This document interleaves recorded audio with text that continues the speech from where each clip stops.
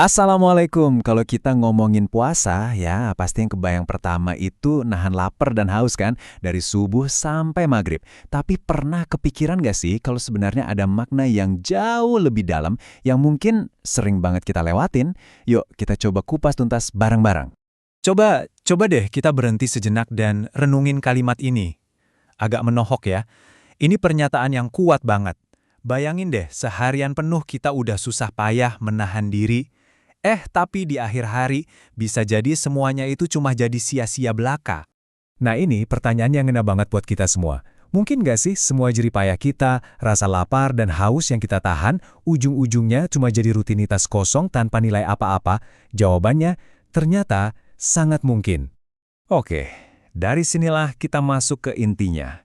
Kita kenalan dulu sama yang namanya para pencuri pahala.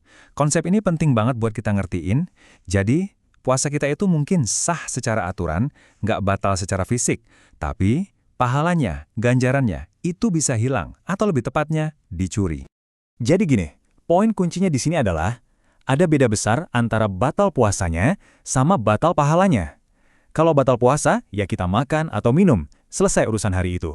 Tapi kalau batal pahalanya, puasanya jalan terus, tapi jadi kayak amplop kosong, nggak ada isinya. Nah, lihat deh di layar. Ini dia nih, komplotan pencurinya. Gibah alias ngegosip sambil nunggu buka. Menyebar hoaks, bohong, janji-janji palsu, bahkan sekedar ngomong kotor pas lagi kesel. Tanpa kita sadar, hal-hal yang kayaknya sepele ini ternyata satu persatu bisa menggerogoti pahala puasa kita sampai habis. Dan kalau kita tarik ke zaman sekarang, pencuri yang paling canggih dan paling efektif itu, ya ada di genggaman kita semua, smartphone. Benda ini bisa jadi gerbang super cepat buat semua pencuri tadi. Gosip di grup WhatsApp, sebar hoax di media sosial, sampai lihat yang nggak seharusnya. Semua cuma butuh satu kali klik. Bener kan? Coba deh bilang ke diri sendiri. Eman-eman toh? Sayang banget rasanya.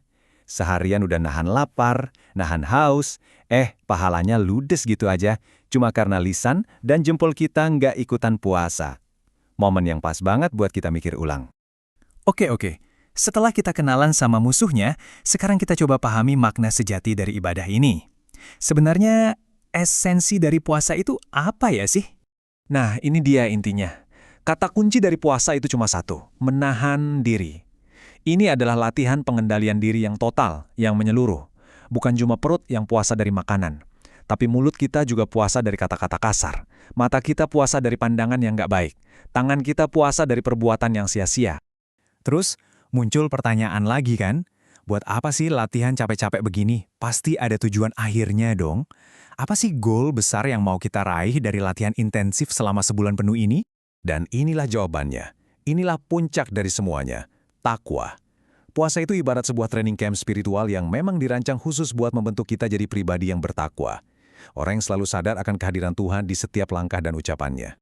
Dan ini bukan asumsi loh, ini buktinya. Landasan utamanya, Al-Quran sendiri yang bilang dengan sangat jelas, kalau puasa itu diwajibkan, tujuannya ya agar kamu bertakwa.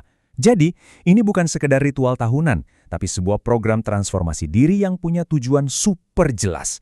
Oke, dengan semua pemahaman ini, terus gimana dong cara praktisnya? Gimana caranya kita mengubah puasa kita dari yang tadinya mungkin cuma rutinitas, jadi sebuah ibadah yang benar-benar bisa mengubah diri kita? Sebenarnya langkahnya sederhana tapi powerful.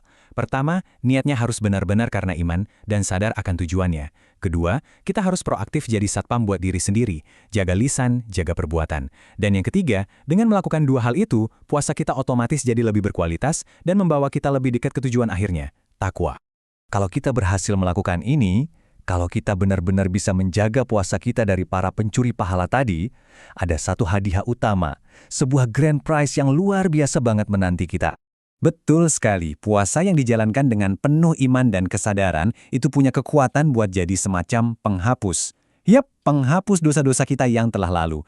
Ini adalah kesempatan emas buat kita reset, buat mulai lagi dari nol.